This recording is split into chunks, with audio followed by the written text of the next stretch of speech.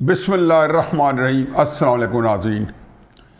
پاکستان میں اس وقت کون سا نظام قائم ہے؟ اس وقت مملکت خداداد اسلامیہ میں کس قسم کی حکومت قائم ہے، کس نظام کے تحت، کس اجزاء ترکیبی کے ساتھ، کس معاہدے کے تحت وہ کام کر رہی ہے؟ بظاہر تو بڑا سادہ سا جواب ہے کہ آئین پاکستان کے تحت یہ وجود میں آئی ہے۔ آئین پاکستان یہ کہتا ہے کہ جب الیکشن آتے ہیں، جب الیکشن کی اناؤنسمنٹ ہوتی ہے تو اسمبلیاں جو ہیں وہ تحلیل ہو جاتی ہیں، ان کی جگہ ایک نگران سیٹ اپ آتا ہے جو کہ 90 دن کے اندر اندر یا 60 دن کے اندر اندر الیکشن کرانے کا پابند ہے۔ اس کے لیے ایک آزاد یا آئینی ادارہ ہے الیکشن کمیشن۔ میں ابھی کسی بحث میں نہیں پڑھنا چاہتا ہوں کہ کیا چیز صحیح ہے، کیا چیز غلط ہے، الیکشن ملتوی ہو گئے ہیں، کیوں ہوئے ہیں، کیسے ہوئے ہیں، کس کے بحث ہے، لیکن مجھے صرف یہ دیکھنا ہے کہ مملکت کو چلانے کے لیے ایک آئین ہے، آئین کے اندر ایک پارلیمان ہے، پارلیمان ایک حکومت بناتا ہے، وہاں سے وزیر اعظم، اس کی کیبنٹ، پھر اس کے نیچے پوری ایک آپ کی جو ایگزیکٹوز آتی ہیں، ساری بیوروکریسی آتی ہے، آرم فورسز آتی ہیں، ان کے اندر بہت کچھ آتا ہے۔ اس کے مقابلے میں اس کے اوپر چیک اینڈ بیلنس کے لیے سپریم کورٹ ہے جو آئین اور قانون کے مطابق حکومت کو چلتا دیکھنے کی پابند ہے، اور کہیں سے آئین یا قانون سے تھوڑی سی بھی ڈیویشن ہوئے یا لوگوں کے اندر جو قانون اور آئین کے مطابق فیصلے کرتے ہیں، کسی کو جزا کسی کو سزا، تو یہ نظام تو بظاہر کتابوں کے اندر موجود ہے۔ عملاً کیا صورتحال ہے؟ عملاً صورتحال یہ ہے کہ ایک نگران حکومت قائم ہو گئی ہے جو کہ لگتا یہ ہے کہ اب اس کے جانے کے چانسز بظاہر نظر نہیں آتے۔ ارادے تو باندھے جا رہے ہیں، کہتے ہیں ارادے باندھتا ہوں توڑ دیتا ہوں، کہیں ایسا نہ ہو جائے، کہیں ویسا نہ ہو جائے، لیکن میں بھی اس بحث میں بھی نہیں پڑھنا چاہتا ہوں، یہ میرا آج کا موضوع نہیں ہے۔ یہ بھی موضوع میں بناؤں گا کسی وقت، لیکن یہ نہیں ہے۔ میں تو صرف یہ دیکھ رہا ہوں کہ اس وقت ملک کے اندر کون سا نظام قائم آیا۔ ہم آئین سن 1973 کا آئین اور جو مروجہ قوانین ہیں اس کے مطابق یہ ملک چل رہا ہے تو نہیں چل رہا۔ مجھے ایک چھوٹی سی بات یاد آ رہی ہے کہ مشرف صاحب کا مارشل لاء لگ گیا 1999 میں۔ بہرحال اس کو کوئی نام دیا گیا جی کہ آئین کو ایک وہ کہتا ہے کہ پنجابی میں تو بڑا آسان تجربہ ہے، سکنے ڈال دیا گیا، یعنی کہ ہیلڈ ان ابینس، یعنی کہ نیدر ہیئر نور دیئر، کوئی نہ یہاں ہے نہ وہاں ہے نہ کہیں نہیں ہے۔ اس کا ایک عجیب و غریب لفظ انگریزی کا جو خوبصورت لفظ ہے اس کا عجیب و غریب استعمال ہوا کہ آئین پاکستان ہینڈ ان ابینس۔ اس کی جگہ ایک PCO آیا، مارشل آرڈر آیا، قوانین بنے اور سارا مملکت اس کے مطابق چلتی رہی۔ جنرل مشرف صاحب نے بڑے بلند باغ دعوے کیے اور فرمایا کہ ملک جو ہے اس کے اندر قانون اکراس دا بورڈ ہوگا۔ بڑی عجیب حیرت ہوئی کہ جب آپ ایک قانون کو توڑ کے، ایک آئین کو توڑ کے ایک کسی کھاتے میں آپ کی حکومت نہیں بن سکتی تھی، آپ نے بنا لی، تو ہم کس قانون کے تحت چلائیں گے؟ چلو پھر بھی الاؤنس دے دیا۔ ہمارے بہت ہی میرے دوست ہیں، بھائی ہیں، بڑا میرا ان سے بڑا گہرا تعلق ہے۔ ہمارے ملک کے بہت نامور دانشور ہیں حسن نثار صاحب، اور وہ ان کے مشرف صاحب کے بڑے چہتے تھے اور مشرف صاحب کے ان سے بڑے اچھے تعلقات تھے، یا ان کے لیے بڑی ایک دوسرے کے لیے بڑی نیک خواہشات تھی۔ میں بڑا مشرف صاحب کے بارے میں بڑا ایک معاندانہ رویہ رکھتا تھا۔ مجھے لگتا تھا کہ یہ اس کے آنے سے پاکستان جو ہے مزید جو ہے خرابی کی طرف جائے گا، کیونکہ ایک سلسلہ پہلے چل رہا تھا، اس کو دیکھ چکے تھے۔ حسن نثار صاحب سے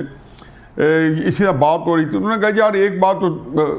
وہ مجھے سمجھا رہے تھے کہ کم از کم ایک بات تو دیکھو نا کہ اب ہر بندہ قانون کے نیچے ہے۔ میں کہا نہیں حضور، مشرف جو ہے وہ قانون کے نیچے نہیں ہے، اور جتنے طاقتور لوگ ہیں وہ قانون کے نیچے نہیں ہیں۔ یہ قانون کے نیچے کچھ لوگوں کو ایگزمپشن ملی ہوئی ہے، اس کے بعد باقی لوگ قانون کے نیچے ہیں، اور کچھ لوگوں کے لیے قانون جو ہے وہ آئین اور قانون جو پہلے سے موجود نہیں تھا ان کی جگہ ایجاد کیا گیا ہے تاکہ ان لوگوں کو سزا دی جا سکے اس آئین اور قانون کے تحت، جو کہ انہوں نے خود وضع کیا ہے یا مشرف صاحب کا ایک اپنا وضع کردہ قوانین تھے جو کہ جس کو انہوں نے رائج کر رکھا تھا۔ اور یہ ہر مارشل لاء کے دور میں ہوا، اور ہم نے دیکھا کہ یہ سارا کچھ ہوتا رہا۔ پھر میں نے مثال دی کہ مجھے پتہ چلا کہ ایک ملک کی بہت بڑی شخصیت ہے تو ان دنوں پاکستان میں بڑا رواج تھا، اب تو شاید ختم ہو گیا ہے کیونکہ ہم اس کے سے بھی تھوڑا سا جو ہے بڑے لبرل ہو گئے. پولیس سڑکوں پہ لوگ منہ سونگنے دی کہ کہیں شراب تو نہیں جا رہی ہے، شراب کی بوتل اگر اسے ڈھونڈ لی تو ان کے خلاف مقدمہ درج ہو جاتا تھا کہ کار کی ڈکی میں شراب کی بوتل نکل رہی ہے. یہ اکثر ہر لاہور کی، کراچی کی، اسلام آباد کی ہر جگہ سڑکوں پہ یہ اکثر ہوتا تھا. تو مجھے پتہ چلا کہ ملک کی نامور شخصیت ہے، لاہور کے اندر ایک بہت بڑی پارٹی ہوئی ہے تو اس میں آئی ہیں اور سارے پروٹوکول کو ایک طرف رکھا ہے، اور تو سنا ہے کہ وہ نشے کے اندر اتنے دھت ہو گیا کہ سروں پہ گلاس رکھ کے ناچتے ہوئے سڑکوں پہ نکل آئے. تو میں نے کہا یہ کس قانون نے اجازت دے رکھی ہے؟ چند دن پہلے یہ واقعہ لاہور کے اندر ہوا ہے جو سننے میں ہے، بڑے جو ہے اوتھینٹک اور ریلائبل سورسز نے بتایا. تو ظاہر ہے حسن صاحب کے پاس اس کا جواب نہیں تھا. میں یہ سمجھتا ہوں کہ یہ وہ ہے جس کے ساتھ ہم 70 سال سے رہ رہے ہیں. کیا ملک میں آج معاشرہ ہے؟ نہیں. کیا ملک میں آئینہ قانون نافذ ہے؟ نہیں. تو کیا چیز ہے؟ ملک میں معاشرہ بھی نہیں ہے، آئینہ قانون بھی نہیں ہے. مملکت کون چلا رہا ہے؟ کسی بھی ایک عام آدمی کو، کسی اجڑ کو، میں کہتا ہوں میاں والی کے کسی دور دراز کے قصبے سے جس نے جو تہذیب و تمدن سے بہت دور لوگ رہ رہے ہیں، ان سے پوچھا کہ مملکت میں اس وقت اصل حکمران کون ہے. میرا خیال ہے کہ میں تو کسی کا نام نہیں لے رہا ہوں لیکن آپ لوگوں کو پتہ ہے کون ہے. اب یہ صورتحال یہ ہے کہ اس میں کم از کم مجھے سمجھ نہیں آتی کہ آج ہم کھڑے ہیں. آج تک تو میں نے تعین کر لیا تھا کہ جی ہمارے سن 50 کی دہائی کے اندر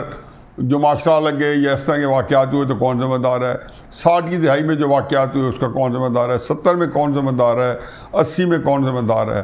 90 میں کون ذمہ دار ہے، اور پچھلے 2 دہائی میں کون ذمہ دار ہے. یہ پہلا ہے کہ جس کے بارے میں آپ کہتے ہیں کس کے ہاتھ پہ اپنا لہو تلاش کروں. کیا آپ یہ دیکھیں کہ یہ جو سارا کھلارا ہے یہ جنرل عاصم منیر صاحب کا نہیں ہے. میرے لیے بڑی تکلیف کی بات ہے کہ جنرل عاصم منیر صاحب جو کہ اس وقت شاید پی ٹی آئی کا بھی ٹارگٹ ہوں، باقی لوگوں کا ٹارگٹ ہوں، لیکن آپ حیران ہوں گے کہ سپٹمبر میں عمران خان صاحب کو کیا پڑی تھی کہ جنرل باجوہ کے اور جنرل فیض حمید کے ہاتھوں میں کھیل کے جنرل عاصم منیر صاحب کے خلاف ایک لانگ مارچ کرے راولپنڈی کی طرف اپارٹمنٹ رکوانے کے لیے. اس نے پورے ملک کے اندر ہر چیز کا نظام چینج کر لیا. اب اس کے بعد کیا ہونا تھا، جب عاصم منیر صاحب بن گئے تو ایک پورا ادارہ جو ہے متزلزل ہو گیا، اس کا پورا ڈسپلن جو ہے اپ سائڈ ڈاؤن ہو گیا. اور یہ جو 9 مئی کا واقعہ ہے یہ اس کا ایک لاجیکل ایک کنکلوژن تھا، اس کا ایک یہ منطقی نتیجہ تھا جو وہاں کے نکلا اور ہمارے سامنے آیا. 9 مئی کو ہم نے پاکستان کی تاریخ کا بھیانک اور خوفناک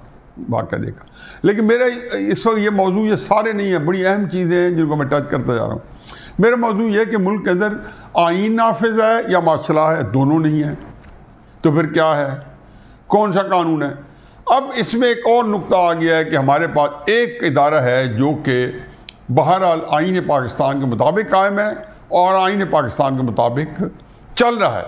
اس کی زندہ تابندہ مثال یہ ہے کہ چند دن پہلے قاضی فائز صاحب نے جب سپریم کورٹ آف پاکستان کے چیف جسٹس کی حیثیت سے حلف لیا، میرا خیال میں یہ 17 سپٹمبر یا 18 سپٹمبر کا دن تھا، اتوار کا دن تھا، تو انہوں نے اس حلف میں آئین پاکستان کے مطابق ان کا سارا حلف جو درج ہے وہ پورا اٹھایا. اب عجیب و غریب صورتحال ہے کہ اس ملک میں جس چیز کا حلف اٹھایا جا رہا ہے قاضی فائز عیسیٰ صاحب نے، وہ ملک میں موجود ہی نہیں ہے. یعنی کہ آئین پاکستان جو ہے وہ لیٹر اسپرٹ میں سے وہ نافذ نہیں ہے. اس لیے کہ کئی چیزیں جو ہو رہی ہیں وہ آئین سے ماورا ہو رہی ہیں، اور سپریم کورٹ جو ہے اس کو کسی طریقے سے اس کے اوپر کیا رویہ اختیار کرتا ہے. یہ ایک اور پاکستان کے لیے نیا بحران پیدا ہوگا کہ اگر سپریم کورٹ لیٹر اسپرٹ میں آئین جس کا حلف لے کے قاضی صاحب آئے، اور قاضی صاحب کے بارے میں ہمیشہ کہتا ہوں کہ حقیقت ہے کہ میرا وجدان کہتا ہے، یہ تو پتہ چلے گا اگلے 13 مہینے میں قاضی صاحب کیسا سامنے آتے ہیں، لیکن میرا وجدان کہتا ہے کہ قاضی صاحب جو ہیں وہ جسٹس کارنیلیس کے بعد پاکستان کے ایک بڑے عظیم چیف جسٹس کے طور پہ سامنے آئیں گے. لیکن اس کے ساتھ بھی ایک نقطہ ہے، اگر وہ عظیم چیف جسٹس کے طور پہ سامنے آتے ہیں تو ان کو آئین و قانون نہ صرف نافذ کرنا پڑے گا بلکہ 4,60,00,000 لوگوں کے بنیادی حقوق جو آئین کی شکل آرٹیکل 8 سے لے کے 28 تک درج ہے ان کو گارنٹی کرنا پڑے گا۔ اب آپ مجھے بتائیں کہ آرٹیکل 8 سے لے کے 28 تک جو بنیادی حقوق ہیں وہ اس وقت تو تتر بتر ہوئے ہیں۔ اگر آپ ایک بندے کے بنیادی حقوق تتر بتر کرتے ہیں، ایک بندے کے بنیادی حقوق وائلیٹ کرتے ہیں، ایک بندے کو آئین سے ماورا جو ہے اس کو سزا دیتے ہیں، اور اس کو جا کے آئین اور قانون جو ہے اس سے باہر کر کے ایک ایسا آئین اور قانون جو آپ کے پاس کا وجود ہے، جو صرف طاقت کے ساتھ ہے، جیسے کہ ایک مافیا کے لوگ کرتے ہیں، لوگوں کو اغوا کر کے لے جاتے ہیں، لوگوں کو جو ہے اپنی جیل میں رکھتے ہیں۔ ہم چھوٹے وقت سنتے تھے کہ جی یہاں بڑے بڑے سرداروں کی جیلیں ہیں، وہاں پہ مقدمے چلتے ہیں، سردار ہیرنگ کرتے ہیں، یہاں پہ بڑے بڑے وڈیروں کی جیلیں ہیں۔ میاں والی کے اندر نواب ملک امیر محمد خان جس کو نواب آف کالا باغ کہتے ہیں، ان کے بارے میں یہ عام تھا، بلکہ میرے پاس اس کی جو حقائق موجود ہیں کہ ان کی ذاتی جیل تھی جن میں وہ لوگوں کو سزائیں سناتے تھے اور رکھتے تھے۔ ملک میں اس میں بھی آئین قائم تھا، قانون قائم تھا، لیکن قانون کی اس تک رسائی نہیں تھی، ایسے جیسے سندھ کے کچے کے ڈاکوؤں تک ہمارے قانون والے اداروں کی رسائی نہیں ہے۔ لیکن اب صورتحال یہ جو آج کل کے اس میں تو عجیب و غریب صورتحال ہے کہ اس میں تو ادارے جو ہیں وہ یہ سمجھتے ہیں کہ ان کو انصاف نہیں ملا یا ان کے ساتھ زیادتی ہوئی ہے۔ اب ہے بھی عجیب و غریب حرکت کہ عمران خان صاحب نے جو واقعات کیے، جس طریقے سے انہوں نے پاکستان میں ایک ادارے کو انڈرمائن کیا، پورے ادارے کو، اس کی بھی کوئی پروٹیکشن موجود نہیں تھی کہ عمران خان صاحب کو روکا جا سکتا ہے۔ لیکن اس کی وجہ ایک یہ بھی تھی کہ ادارے کا ایک اپنا سربراہ جو تھا وہ عمران خان صاحب کو اس بات پہ اکسا رہا تھا اور اس بات پہ اشتہا دے رہا تھا کہ وہ یہ آئیں اور اس کے یہ کام کریں اور اس کے بعد اس کو ایک منطقی انجام تک پہنچائیں۔ اب اس صورتحال میں ملک میں اس وقت کیا ہے، دو لفظ ہیں، ایک ہے انگریزی کا اور ایک ہے اردو کا۔ انگریزی کا لفظ ہے انارکی، بلکہ لفظ انگریزی کا نہیں ہے وہ لاطینی لفظ ہے، لیٹن کا ہے جو انگریزی میں مستعمل ہے، اور ایک اردو کا وہ ہے طوائف الملوکی۔ ان دونوں کے ایک ہی مطلب ہے کہ ایک جہاں پہ ریاست جو ہے وہ جو ہے قانون جو ہے وہ غیر مؤثر ہو جائے، اور مختلف ادارے مختلف گروہ جو ہیں ایک ریاست کے اندر اتنی کمزور ہو جائے طوائف الملوکی میں کہ اس کے مختلف آرگنز جو ہیں وہ اپنے طور پہ حکمرانی کر رہے ہیں۔ مثلاً ایک صوبہ اپنی حکمرانی کر رہا ہے، دوسرا صوبہ اپنی حکمرانی کر رہا ہے۔ اب اس سے اندازہ لگائیں کہ نگران حکومت کے پاس ایسا مینڈیٹ نہیں ہے، لیکن وہ کر رہے ہیں کیونکہ اب اتنا لمبا عرصہ ہے تو ملک میں تو چل رہا ہے، تو کس آئینہ قانون کے تحت کر رہا ہے؟ اگر خدا نہ خاصا کل کوئی ان کی شمالی ہو جائے، کچھ نہیں ہوگی کیونکہ یہ تو ایک انجام پہ پہنچیں گے تو پھر کیا ہوگا؟ اور پھر اس کے بعد ایک اور ادارہ جو ہے جو کہ ہمارا سب سے تکڑا ادارہ ہے، جس کی لاٹھی اس کی بھینس کا والا ادارہ ہے، جو کہ بڑا ایک مؤثر ادارہ ہے، اس کا بھی ایک نظام عجیب و غریب کنفیوژن کا شکار ہے کہ اس کو اتنا کارنر کیا گیا ہے، اور اتنا 9 مئی کے بعد جس طریقے سے ایک سیاسی جماعت نے اپنے تجاوز کیا وہاں پہنچے، لیکن اس کے مقابلے میں کیا ادارے کو بھی پھر اسے تجاوز کرنا ہے یا ان کے پاس کوئی اور حل نہیں ہے؟ میں اس کو صرف کنکلوڈ کرتا ہوں کہ یہ جو صورتحال ہے اس میں صرف پہلی بات یہ ہے کہ اس وقت پاکستان جو ہے ٹوٹل آپ پولیٹیکل سائنس میں انارکی کی تعریف سن لیں، آپ اردو کے کتابوں میں پولیٹیکل سائنس میں طوائف الملوکی کی تعریف پڑھ لیں، آپ گوگل کر لیں، ایگزیکٹلی دیکھیں کہ وہ پوری کی پوری اترتی ہے کہ یہاں پہ آپ کا آئین اور قانون جو ہے وہ تو پتہ نہیں ہے یا نہیں ہے، لیکن اس سے اوپر جو ہے ایک ایسا قانون ہے کہ جو اس کا کوئی وجود نہیں کتابوں میں، اور وہ اس وقت عمل میں ہے۔ اور اس کے بعد آپ دیکھیں کہ درجنوں لوگوں کو جو ہے ظاہر ہے کہ جو ایکٹیوسٹ ہوتے ہیں، جیسے کمیونسٹ کنٹریز میں ہوتا تھا، جس طرح نازی جرمن میں ہوتا تھا، اس طرح کے لوگوں میں ہوتا ہے، یا اس طرح کے مارشل لاء میں پاکستان میں ہوتا تھا، اور یہ کرنا اس لیے پڑ ہے کہ اگین آن میرٹ حل ہی نہیں ہے۔ اب یہ بات ہے کہ آیا پاکستان کے اندر اس وقت انارکی اور طوائف الملوکی ہے، میرے نزدیک ہے۔ اس کا حل کیا ہے؟ میں سمجھتا ہوں اس کا حل بڑا بھیانک ہے۔ اس کی وجہ صرف یہ ہے پہلی بات تو یہ کہ قاضی فائز صاحب کے جسمانی کا امتحان ہے، لیکن وہ اس کو اگر ٹھیک کرنا چاہیں گے تو مجھے خدشہ ہے، مجھے ڈر ہے کہ اس ملک میں پھر یہ جو بغیر اناؤنس کیے ہوئے جو نظام چل رہا ہے کہ جس میں ہر ایک کو پتہ ہے کہ اس ملک میں نگران حکومت کے پس پردہ ہمارے جو اسٹیبلشمنٹ ہے وہ جو پورے ملک کا نظام سنبھال کے بیٹھی ہے، کیونکہ اس کا چارہ نہیں ہے۔ ہمارے چیف صاحب کو سفارتکاری بھی کرنی پڑ رہی ہے، اکانومی بھی چلانی پڑ رہی ہے، ایگریکلچر میں بھی ان کا دخل بڑھ گیا ہے، ان کے لا اینڈ آرڈر تو خیر ان کے پاس کچھ آپشن چوائس ہے، کچھ چوائس ہی نہیں رہی کہ ان تک آ پہنچی ہے، لیکن اس سے بڑھ کر کہ ان کو جو انصاف چاہیے وہ آئین اور قانون جو ہے وہ انصاف نہیں دے پاتا۔ چنانچہ اس سے ماورا ہو کے لوگ جو ہیں جس طریقے سے ایسے مسنگ پرسن تھے جن کے خلاف پہلے تھا کہ جی یہ ریاست کے خلاف کام کر رہے تھے، اس کی بھی گنجائش نہیں تھی، اور اس میں یہ عرصے سے قضیہ چل رہا ہے، کمیشن بنے، سپریم کورٹ کے ججز بیٹھے، اور ہر ایک کو جو ہے ہم نے غیر مؤثر رکھا، یا وہ بیچارے جو ہے ویسے ہی ان کا تجزیہ اوقات ہوئی، وقت کا ضیاع ہوا۔ تو اس حالت میں جب کہ آپ کے پاس یہ صورتحال ہے تو مجھے سب سے خدشہ یہ ہے کہ میں نے جتنے ایسے نظام دیکھے ہیں جہاں پہ اسٹیبلشمنٹ جو ہے مطلق العنان بنی ہے، ماشاء اللہ کے بعد کسی حد تک تھوڑا سا جناب باجوہ کا، اور مکمل طور پر آج کا میں نے دور دیکھا ہے، اس کے اندر جو احکامات ہیں اور جو تنقیدی جائزے ہیں ان کا اپورڈ فلو نہیں ہوتا۔ سیاست کے اندر یہ بالکل جو ہے ٹو وے ٹریفک ہوتی ہے۔ اس میں جنرل ضیاء الحق جو ہے وہ سب سے کامیاب اس لیے تھے کہ دروازے انہیں اپنے کھول دیے تھے، اور انفارمیشن جو ہے اس کا جو فلو تھا وہ ٹو وے رکھا تھا، لیکن اس کے تھا بڑا لمیٹڈ، جیسے سیاستدان کو ہوتا ہے کہ جی M P, M N A, پھر اسمبلی، پھر نیچے کونسلر، پھر ایک حلقے میں پھر پورا ملک جو ہے اس کی ریپرزنٹیشن ہو جاتی ہے، وہ تو نہیں مل رہا، لیکن بہرحال گزارا کر گیا۔ باقی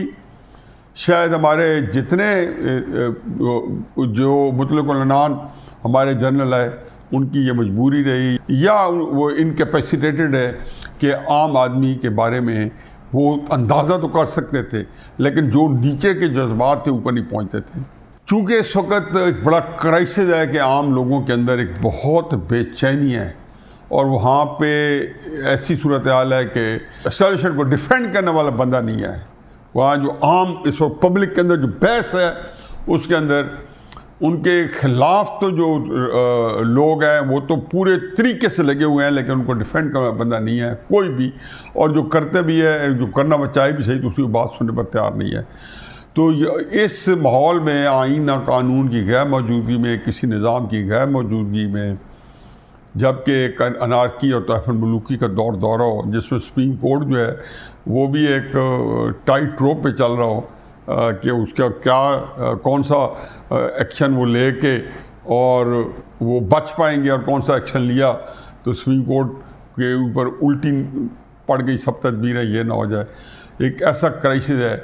کہ میرا خیال ہے کہ جو میں کئی دوسرے طریقوں سے پچھلے 1.5 سال سے، بلکہ جب سے عمران خان صاحب کو لایا گیا اور جو نظام کو سیاست میں استحکام پیدا کیا گیا ہے، اور جس چیز کا مجھے پچھلے 5-6 سال سے خدشہ تھا کہ مملکت نے بالآخر یہاں پہنچنا ہے،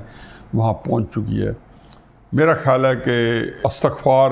پورے مملکت کو کرنا ہوگا، وگرنہ وہ اللہ تعالیٰ کہتے ہیں نا کہ جب وہ ایک دفعہ پکڑ آ گئی تو پھر قرآن تو یہی کہتا ہے کہ اللہ کا فیصلہ پلٹتا نہیں ہے، نافذ ہو کے رہتا ہے۔ اس سے پہلے کہ اللہ کا کوئی فیصلہ نافذ ہو جائے، پوری قوم جو حکومت میں ہو اور جو اپوزیشن میں ہو، اگر چاہتے ہو کہ اس مملکت کو رہنا ہے تو خدا کے واسطے مل کے سارے استغفار کرو، ساری اجتماعی معافی مانگو۔ ہر بندہ جو ہے گوڑے گوڑے اپنے گناہوں میں ملوث ہے، اور مزید جو ہے اس میں ملوث ہوا جا رہا ہے۔ اللہ اس ملک مملکت سے رحم فرمائے۔ وما علینا الا البلاغ۔